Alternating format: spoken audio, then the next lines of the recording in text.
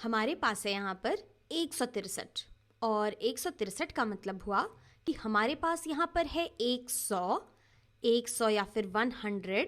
इसके अलावा हमारे पास है 6 दहाइयाँ यानी कि हमारे पास हैं 6 टेंस या फिर जिसे हम 60 कहते हैं।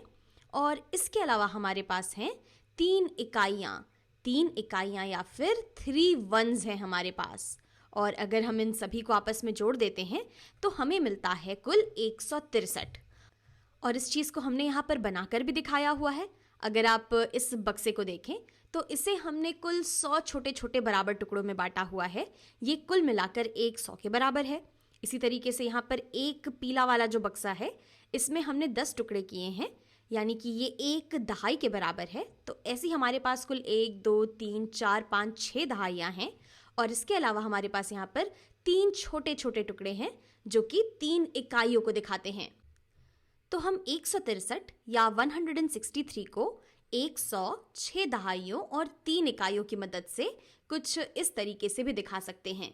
यहाँ पर हमारे पास है 100s, 6 टेंस और 3 वंस। और 163 में हमें जोड़ना है 324 को। तो 324 ये किसके बराबर होगा?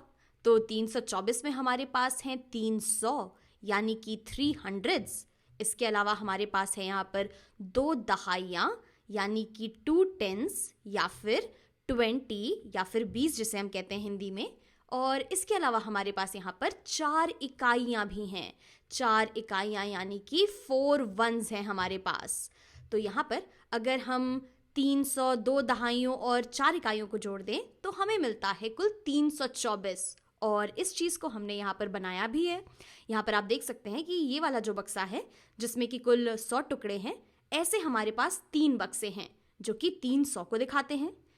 और इसी तरह से दहाइयों वाले 2 बक्से हैं हमारे पास जो कि 2 दहाइयों को दिखाते हैं। और यहाँ पर 4 इकाइयाँ हैं हमारे पास, 1 2 3 4। तो हम कह सकते हैं कि 324 इसे हम 300, 2 दहाइयों और 4 इकाइयों की मदद से कुछ इस तरीके से दिखा सकते हैं।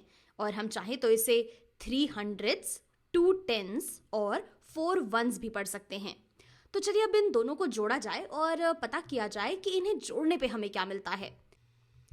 तो हम जोड़ने की शुरुआत करेंगे अपने वंस की प्लेस या इकाई वाले स्थान से। तो हमारे पास है यहाँ पर 3 इकाइयाँ और यहाँ पर हैं 4 इकाइयाँ। तो 3 और 4 आपस में जुड़कर 7 के बराबर हो जाते हैं। तो हम कह सकते हैं कि हमारे पास जुड़कर कुल मिलाकर 7 इकाइयाँ आ जाएंगी।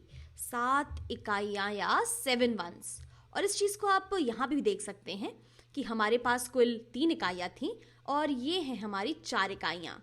और अगर हम इन्हें साथ में देखें तो कुल मिलाकर हमारे पास 1 2 3 4 5 6 7 इकाइयाँ हो गई हैं।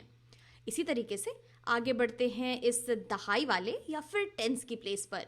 तो यहाँ पर है हमारे पास 6 और यहाँ पर है 2। तो 6 और 2 ये जुड़कर आपस में 8 के बराबर हो जाते हैं। यानी कि हम कह सकते हैं कि हमारे पास कुल मिलाकर 8 दहाइयाँ हो जाएंगी अगर हम 163 और 324 को जोड़ेंगे तो। और इसे आप यहाँ से भी देख सकते हैं, हमारे पास यहाँ पर थी 6 दहाइयाँ और ये थी 2 दहाइयाँ। अगर हम इन्हें एक साथ देखें, इन्हें एक साथ देखने पर हमें कुल 8 दहाइयाँ दिख रही हैं।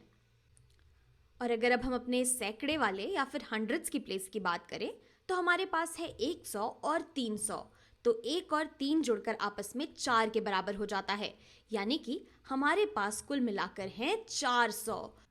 और 400 को समझने के लिए अगर हम यहाँ पर अपने इन 100 वाले बक्सों को देखें तो हमारे पास कुल ऐसे 1 2 3 4 बक्से हैं। तो ये हमें इस 400 को दिखाते हैं। तो हम कह सकते हैं कि 163 और 324 ये मिलकर 487 के बराबर होता है, जो कि दरअसल 400, 8 दहाइयों और 7 इकाइयों से मिलकर बना है। इसे आप 400s, 8 टेंस और 7 वंस भी कह सकते हैं।